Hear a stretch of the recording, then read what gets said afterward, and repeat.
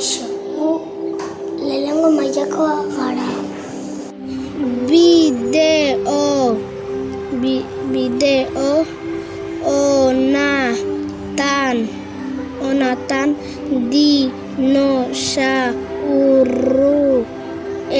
dinosauruen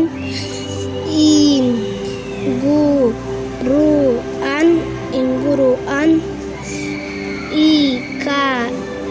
ikasi duguna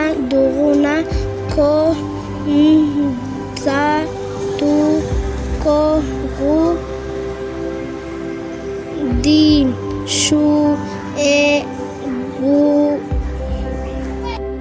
Espero dugu zulen gustukoak izatea.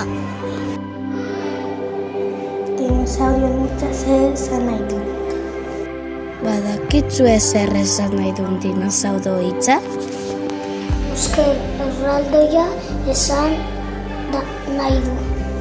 Zan hori da narrastia. Narrastiak animalia ornodunak dira. Hau da bizkar ezurra dute. Putxak, eskatak, beteta daude. Odola, hotza, daukate. Ogiparroak dira, arrautzetatik jaiotzen dira. Elikadura. Dinosaurioek elikadura desberdinak zituzten. Dinosauro batzuk haragijaleak ziren. Beste batzuk belarjaleak ziren. Beste dinosaurio batzuk korojaleak ziren. Dinosaurio haragijaleek haragia bakarrik jaten zituzten. Beste batzuk intsektuak eta arrainak jaten zituzten.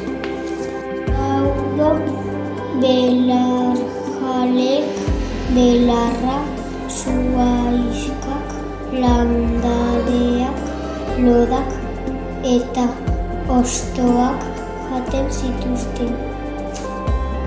Eta orrojaleak haragia eta belarrak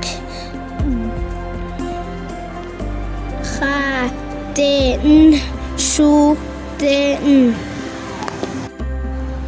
Nun bizi zen dinosaurioak? Dinosaurio batzuk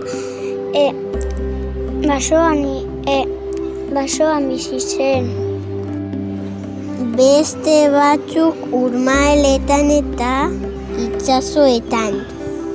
Beste batzuk hegalariak ziren eta kabietan bizi ziren. Dakigu existitu zirela. Fosilak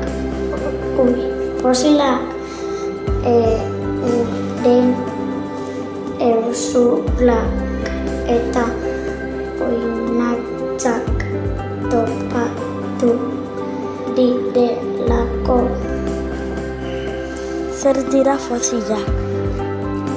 Fosilak dire animaliak edo landarea hondakinak. Fosilak animalia baten hezurrak, hotzak, oinatzak edo karga izan daitezke. Zaki bizi nuna entzen zenean, lokatzetan edo urpean,